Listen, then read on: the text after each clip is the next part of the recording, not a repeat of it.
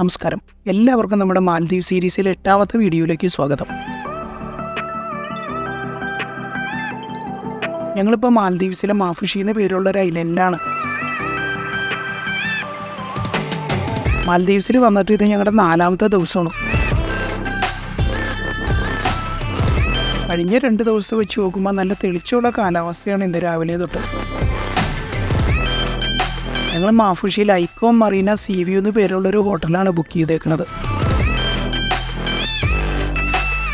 അത്യാവശ്യം തെറ്റില്ലാത്തൊരു ഹോട്ടലാണ് അത്. ഞങ്ങളുടെ റൂം കോസ്റ്റിൽ ഡെയിലി ബ്രേക്ക്ഫാസ്റ്റ് കൂടി ഇൻക്ലൂഡഡ് ആണ്.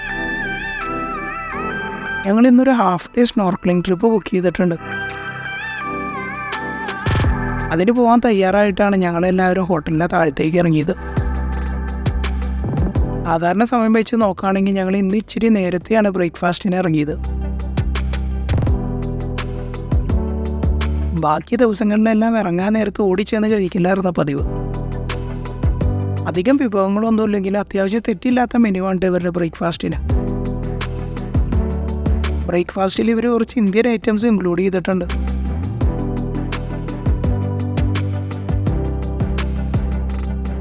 ഒരു 10 മിനിറ്റത്തെ നടത്തുകൊണ്ട് ഹോട്ടലിൽ നിന്ന് ടൂർ ഏജൻസിയുടെ ഓഫീസ് വരെ.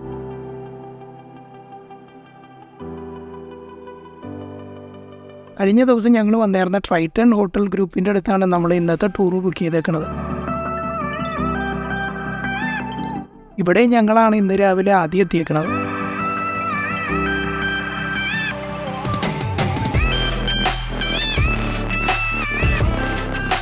ഇന്ന് റമദാൻ മാസത്തിലൊരു വെള്ളിയാഴ്ചയാണ്. അതുകൊണ്ട് തന്നെ ഇവിടെ ആൾ കുറവായാലും അധികം ട്രിപ്സ് ഓപ്പറേറ്റ് ചെയ്യാനുള്ള വളരെ കുറച്ച് ടൂർ ഓപ്പറേറ്റർമാരാണ് ഇന്ന് ട്രിപ്പ് ഷെഡ്യൂൾ ചെയ്തിട്ടുള്ളൂ. ഞങ്ങളിത് ബുക്ക് ചെയ്തേക്കുന്നത് ഒരു ഹാഫ് ഡേ സ്നോർക്ലിംഗ് ട്രിപ്പാണ്. ഇതുകൂടാതെ കുറേയധികം ട്രിപ്പുകൾ ഇവർ ഓപ്പറേറ്റ് ചെയ്യുന്നുണ്ട്. ഇവരുടെ ബാക്കിയുള്ള ടൂറിൻ്റെ ഡീറ്റെയിൽസ് എല്ലാം ഇവരുടെ ഓഫീസിൽ തന്നെ ഡിസ്പ്ലേ ചെയ്തിട്ടുണ്ട്. ഇതിൽ ചില ടൂറുകൾ അത്യാവശ്യം കുറച്ച് നീന്തൽ അറിയാവുന്നവർക്ക് വേണ്ടി മാത്രം ഡിസൈൻ ചെയ്തേക്കുന്നതാണ്. അതുകൊണ്ട് തന്നെ നമ്മൾ ട്രിപ്പ് ബുക്ക് ചെയ്യണേക്കാളും മുമ്പ് നമ്മൾ നീന്തുമോ ഇല്ലയോ എന്നുള്ള കാര്യങ്ങൾ അവരുടെ അടുത്തൊന്ന് പറയണത് നല്ലതായിരിക്കും. ഞങ്ങൾ കുറച്ച് നേരം അവിടെ കാത്തിരുന്നപ്പോഴേക്കും ബാക്കിയുള്ള പാർട്ടിസിപ്പൻസ് എല്ലാം അവിടെ തന്നെ അസംബിൾ ചെയ്ത്. ഇതിൽ കുറേ പാർട്ടിസിപ്പൻസ് ഇവിടെ തന്നെ താമസിക്കുന്ന ഗസ്റ്റുകളാണ്. അധികം താമസിക്കാണ്ട് ഞങ്ങൾ ബോട്ടിൻ്റെ അടുത്തേക്കുള്ള നടത്താൻ തുടങ്ങി. ഈ ഹോട്ടലിൻ്റെ അടുത്ത് നിന്ന് ഏകദേശം 5-10 മിനിറ്റ് നടക്കാനുണ്ട് ബോട്ടിൻ്റെ അടുത്തേക്ക്.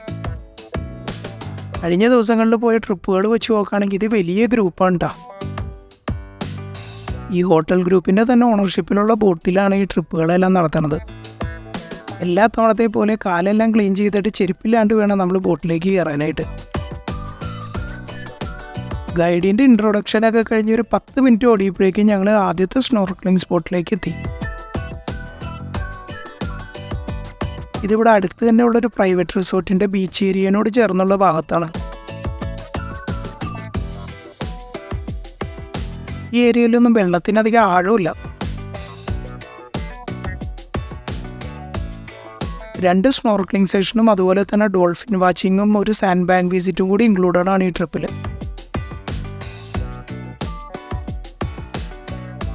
കഴിഞ്ഞ ദിവസത്തെ സ്കൂബ ഡൈവിംഗ് സെഷൻ കഴിഞ്ഞതോടുകൂടി ഞങ്ങൾക്കൊന്നും വലിയ പേടിയില്ലാണ്ടാണ് ഞങ്ങൾ വെള്ളത്തിലേക്ക് ഇറങ്ങിയത്.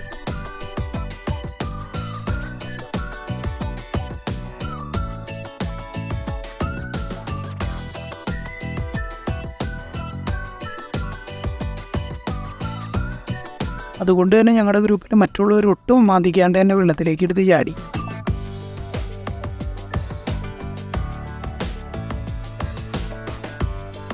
അവിടെ ഇവിടെയൊക്കെ ആയിട്ട് അത്യാവശ്യം ആഴമുള്ളത് കൊണ്ട് ലൈഫ് ജാക്കറ്റ് ഇട്ടിട്ടാണ് ഞങ്ങൾ വെള്ളത്തിൽ ഇറങ്ങിയേക്കണത്. ഞങ്ങളോട് ചേർന്ന് തന്നെ ഈ റിസോർട്ടിലെ ഗസ്റ്റുകളും സ്നോർക്കിൾ ചെയ്തുകൊണ്ടിരിക്കുന്നുണ്ട്.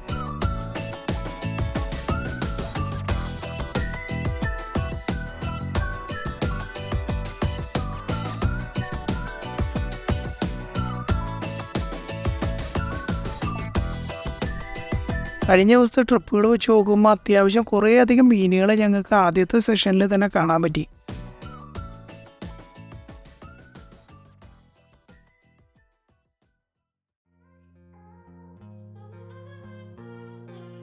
ഗൈഡുമാർ ഇറങ്ങി മീനുകളെ ഫീഡ് ചെയ്യാൻ തുടങ്ങിയതോടുകൂടി എല്ലാ മീനുകളും ഞങ്ങളുടെ അടുത്തേക്ക് വന്നു തുടങ്ങി.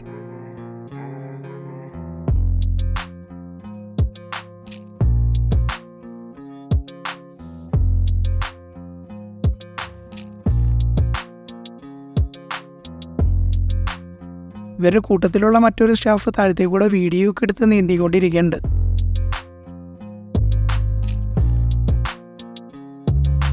ഞങ്ങൾ 5-6 ഇന്ത്യൻസും ഒരു അറബ് ഫാമിലിയും ഒഴിച്ചു കഴിഞ്ഞ് കഴിഞ്ഞാൽ ബാക്കി ടൂറിൽ വന്നേക്കണ എല്ലാ പാർട്ടിസിപ്പൻസും യൂറോപ്യൻസും അല്ലെങ്കിൽ അമേരിക്കയിൽ നിന്നുള്ളവരുമാണ്.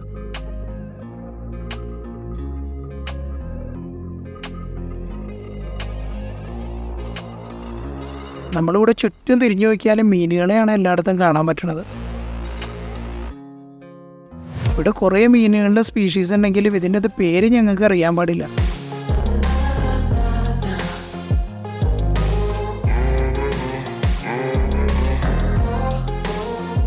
ഈ കാണുന്ന മഞ്ഞ വെള്ളയായിട്ടുള്ള മീനിൻ്റെ പേര് ബ്ലാക്ക് വെഡ്ജ്ഡ് ബട്ടർഫ്ലൈ ഫിഷ് എന്നാണ്.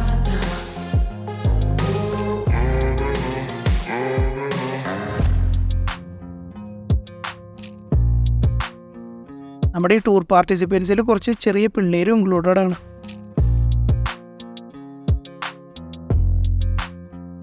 പിള്ളേർ ഈ മീനുകളെയൊക്കെ കണ്ടിട്ട് ഭയങ്കര എക്സൈറ്റഡ് ആയിട്ടാണ് ഐറ്റങ്ങളുടെ പുറകെ പോണത്. വളരെ ചെറിയ ഏരിയയിലാണ് ഈ മീനുകളെല്ലാം കൂടി ഒരുമിച്ച് കൂടിയേക്കുന്നത്.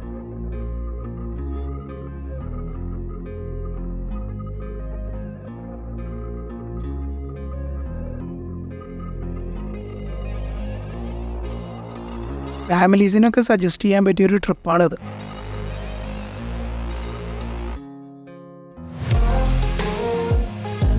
അധികം ദൂരത്തേക്കൊന്നും നീന്താണ്ട് തന്നെ മീനുകളെല്ലാം നമ്മുടെ അടുത്തേക്ക് തന്നെ വരൂടെ. അതുകൂടാതെ ഇവിടെ അടിയൊഴുക്കും കുറവായതുകൊണ്ട് പേടിക്കേണ്ട കാര്യവുമില്ല.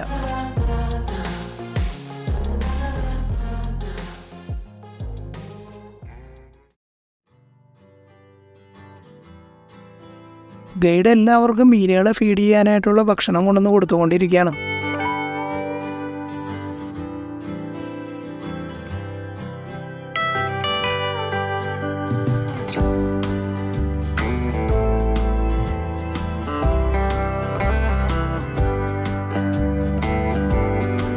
ഞങ്ങളുടെ ബോട്ട് കൂടാതെ വേറെയും ബോട്ടുകൾ ഇവിടെ സ്നോർക്കലിംഗ് ആക്ടിവിറ്റിക്ക് വേണ്ടി എത്തിയിട്ടുണ്ട്.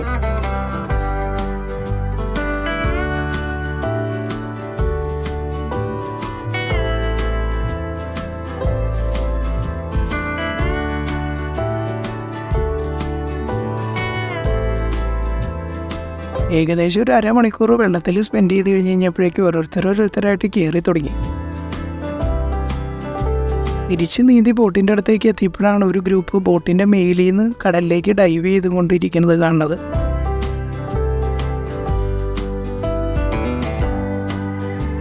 പാർട്ടിസിപ്പൻസിൽ ഒരാൾ ഡൈവ് ചെയ്ത് കണ്ടത് ബാക്കിയുള്ളവർ അത് ഏറ്റെടുത്തേക്കാണ്.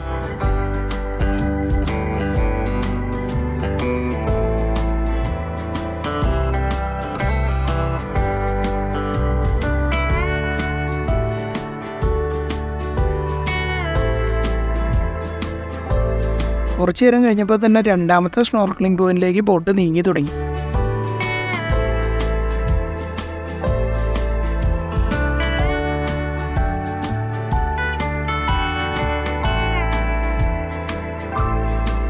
അധികം ആഴമില്ലാണ്ട് അത്യാവശ്യം വീതിയിലുള്ളൊരു കോറൽ ഐലൻഡിലേക്കാണ് നമ്മളിപ്പോൾ പോണത്.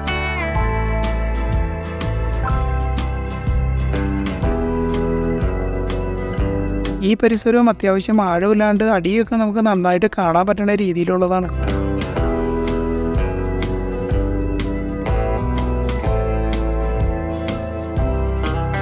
ഇവിടെ അത്യാവശ്യം കുറച്ച് സമയം എടുക്കുന്നു. അതുകൊണ്ട് തന്നെ എല്ലാവരുടെ അടുത്തും പെട്ടെന്ന് ഇറങ്ങാനായിട്ടാണ് ഗൈഡ് പറയണത്.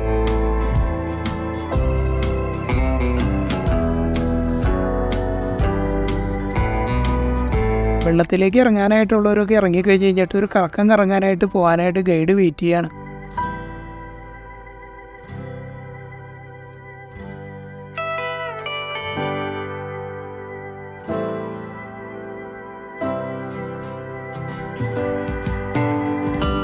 ഇവിടെ ബോട്ട് നിർത്തിയേക്കുന്ന സ്ഥലത്തുനിന്ന് നമ്മൾ നീന്തി തുടങ്ങിയിട്ട് കുറച്ച് കറങ്ങി വേണം തിരിച്ച് ബോട്ടിൻ്റെ അടുത്തേക്ക് തന്നെ എത്താനായിട്ട്.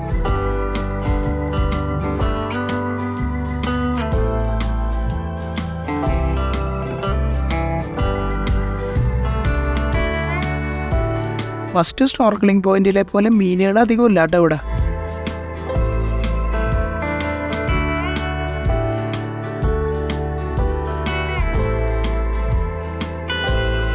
പക്ഷെ ഇവിടെ ഭാഗ്യമുണ്ടെങ്കിൽ നമുക്ക് ടർട്ടിൽസിനെ കാണാൻ പറ്റുമെന്നാണ് ഗൈഡ് പറഞ്ഞേക്കുന്നത്.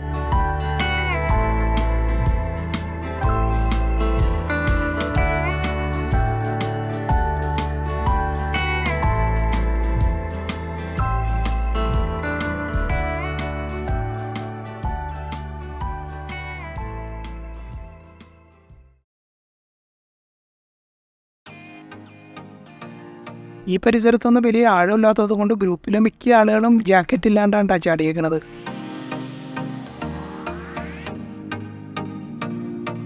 ഈ ഗ്രൂപ്പിൽ നിന്ന് അത്യാവശ്യം എല്ലാവർക്കും നന്നായിട്ട് നീന്താൻ അറിയാവുന്ന ആളുകളാണ്.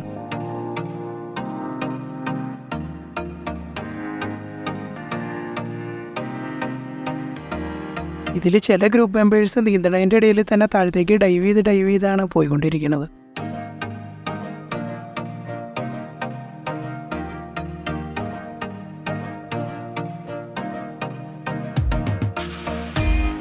ഇതിൽ ചില പാർട്ടിസിപ്പൻസ് ഡൈവിങ്ങും അതുപോലെ തന്നെ നീന്തലെല്ലാം അവരുടെ ഇടയിൽ ഒരു മത്സരമാക്കി എടുത്തേക്കാണ്.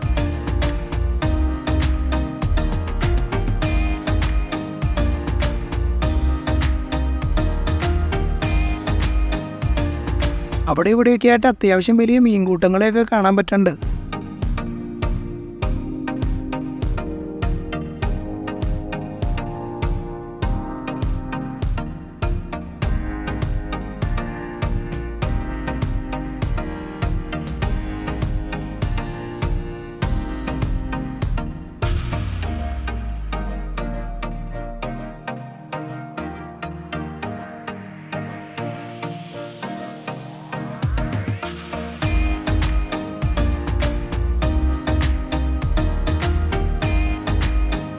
കുറച്ചുകൂടി ചെന്നതോടുകൂടി താഴത്തെ അറ്റത്തായിട്ടൊരു ടർട്ടിലിനെ ഞങ്ങൾക്ക് കാണാൻ പറ്റി.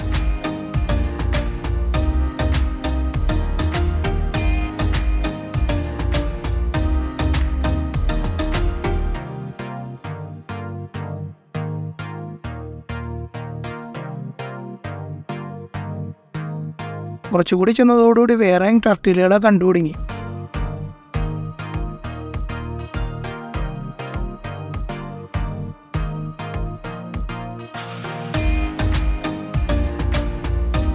ആമകളാരും കൈകൊണ്ട് പിടിക്കാനോ തൊടാനായിട്ടൊന്നും ശ്രമിക്കരുതെന്ന് ആദ്യമേ പറഞ്ഞിട്ടുണ്ട്.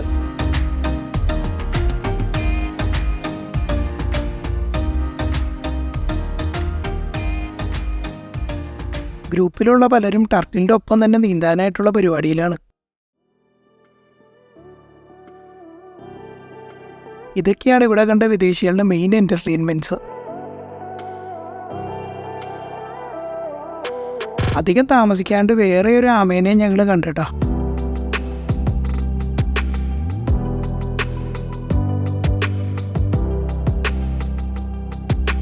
ഞങ്ങൾ നീന്തിക്കഴിഞ്ഞ് കഴിഞ്ഞാൽ എന്തായാലും അവരുടെ ഒപ്പം പിടിക്കാൻ പറ്റില്ല എന്നറിയാവുന്നത് കൊണ്ട് പയ്യെ ഞങ്ങൾ ബാക്കിലേക്ക് വലിഞ്ഞു. നീന്തണേൻ്റെ ഇടയിൽ കുറേയധികം മീനുകളൊന്നും ഒരുമിച്ചില്ലെങ്കിലും അവിടെ ഇവിടെയൊക്കെ ആയിട്ട് കുറച്ച് മീനുകളെയൊക്കെ കാണാൻ പറ്റുന്നുണ്ട്.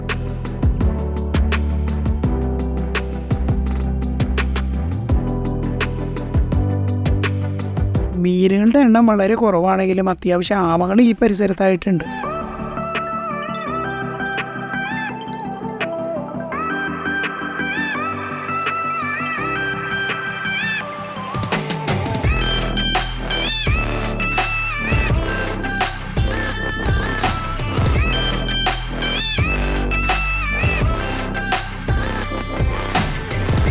ഒരു റൗണ്ട് പോയി വന്നപ്പോഴേക്കും എല്ലാവരും അത്യാവശ്യം ടയേർഡായിട്ടുണ്ട്.